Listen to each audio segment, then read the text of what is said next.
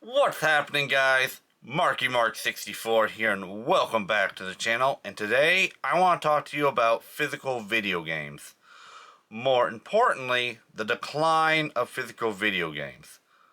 I've noticed in recent years that there's been a huge decline in the amount of physical video games being printed. By physical video games, I mean video games that have all the data on the disc or the cartridge.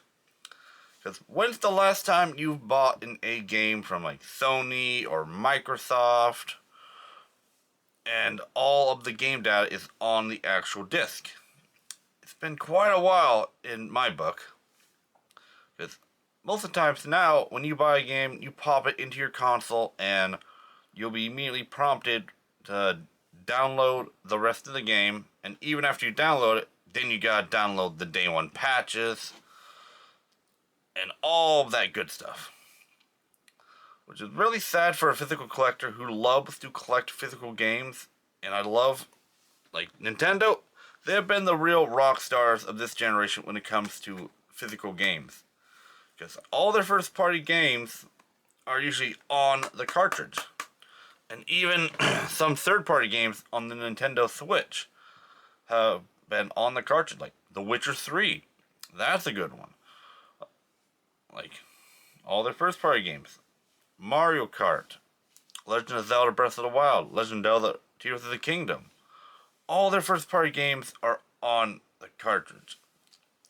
But there's been a few instances where the game's not on the cartridge, although what really infuriates me is when they will put half of it on the cartridge. Like, I bought the BioShock collection for the Switch, and only half of the cartridge is on the actual cartridge. And so I have to download the rest. But I can't play it without the cartridge, though even though I've downloaded it, I still need the cartridge to play those games. But I think the worst thing that they do is a code in the box. And for those who don't know what a code in the box is, that is when they will make a case for it, like this, pretend this is a different game or whatnot. You're like, oh, cool, I want to buy this game. You'll open it up and, oh, there's no cartridge in here. But instead, there will be a piece of paper that has a download code on it. So, it's not really a physical game. Sure, you get the box to display on your shelf, but what good is that? As a physical collector, that is a spit in the face to us. And of course, on the front, they'll usually put saying, hey, digital download required. I don't have a game at the moment that has that on there to show you, so just pretend that has that on there. And in recent years, there have been a huge decline in physical games sales because more people are buying digital now, myself included, because one, it's just really convenient to, when you want to switch out games on my Switch, I don't need to juggle the cartridges around. They can get lost, they can get damaged. Same thing with discs on your Xbox or your PlayStation 5. They can get damaged or lost.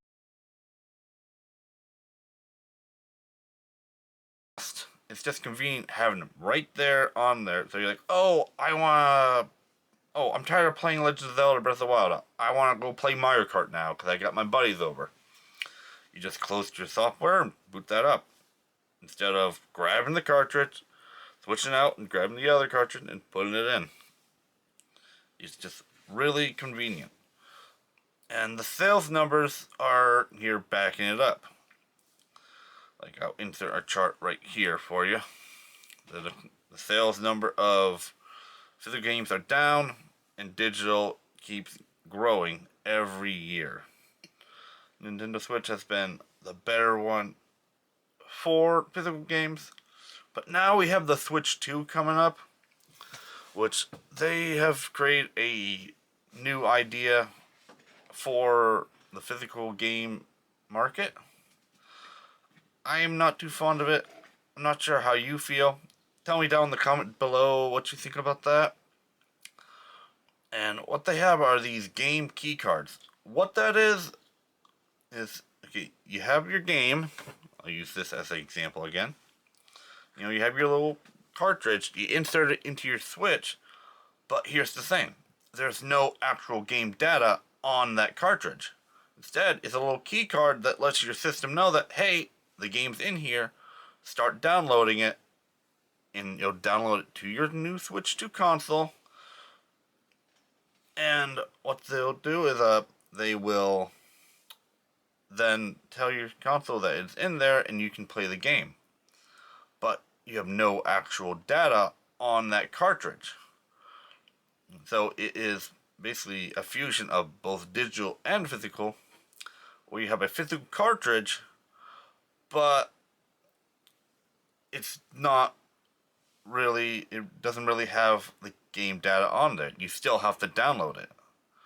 So it's all the hassle of physical with none of the advantages of digital. It is the worst of both worlds. And here I got a little paper here. In fact, and you think these are just going to be a few cases, like Nintendo said? I got some sad news for you. Here is a list of all of the key card games that are coming. I'm probably going to butcher these names, so please bear with me. We got Raidu Remastered, Yakuza Director's Cut,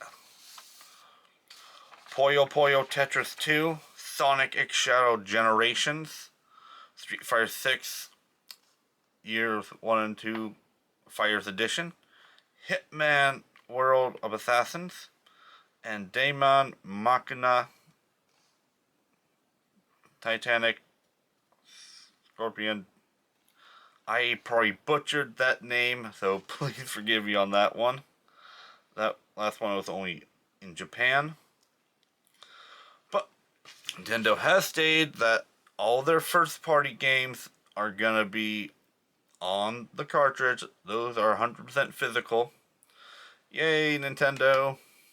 You're so generous. Even though that Mario Kart World is $80 freaking dollars, but I've already talked about that in a previous video. Please look at my last video if you want to hear me talk about that. But good news is, here's a list of all the physical games that's coming to the Switch.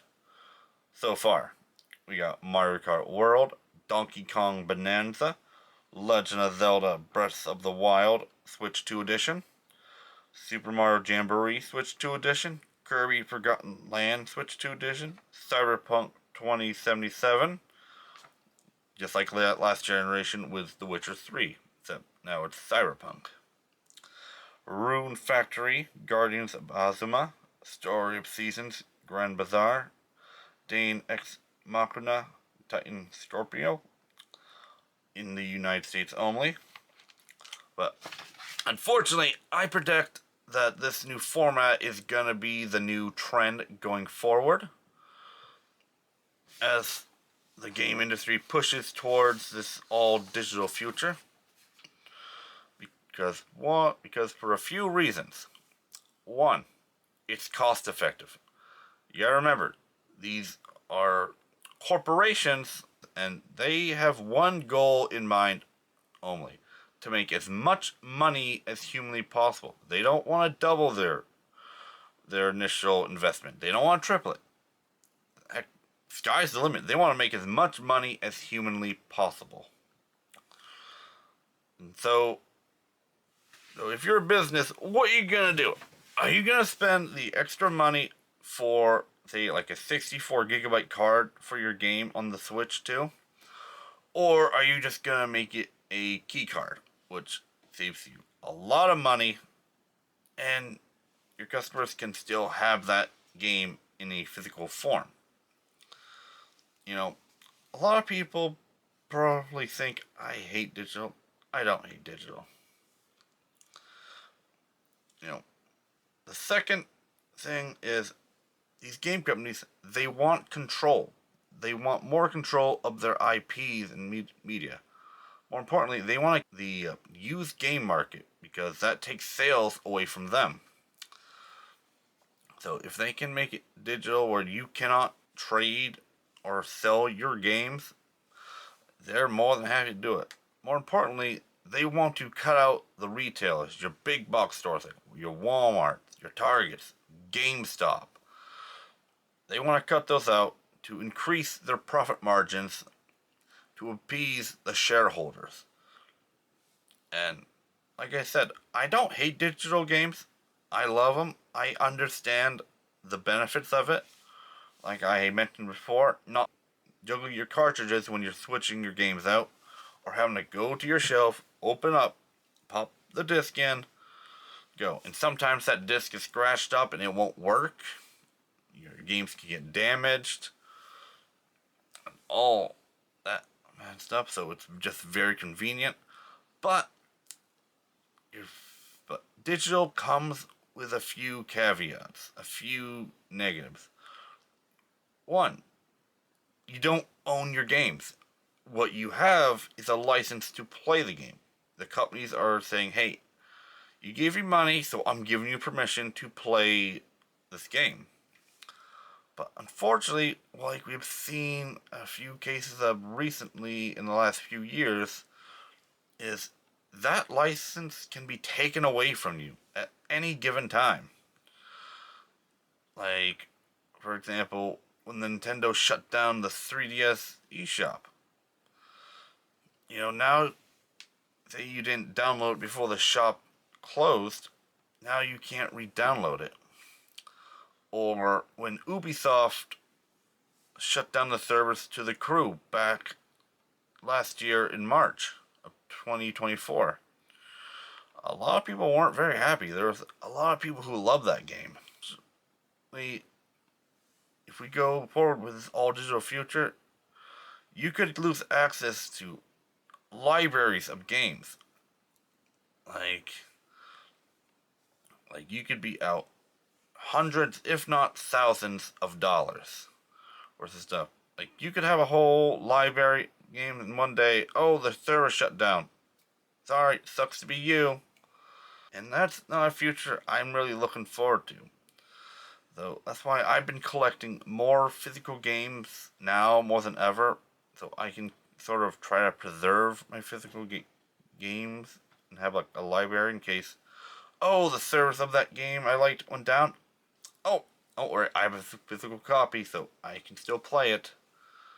Unfortunately, the sales numbers show the proof. Just look at this report by analyst Matt Piscatella. He posted this in January of 2025. He had this to say. The rate of decline in the U.S. physical game software spending accelerated in 2024. Spending on physical game software in the U.S. has been cut in more than half since 2021, and is now more than 85% below what it was in its peak in 2008. We will see if the Switch 2 can resolve / slow this trend in 2025. Things are not looking very good for physical games right now. And if you're a physical game collector, you should be worried because this could be the last generation that we have physical games. Because I guarantee you, next generation, there's going to be no physical media. It's all going to be download on the stores, or you can go into a big box store, pick up a card with a code on it. Not sure if you've seen those. I'll insert a picture here to give you a visual representation. But this is very sad because I grew up playing physical games my whole life.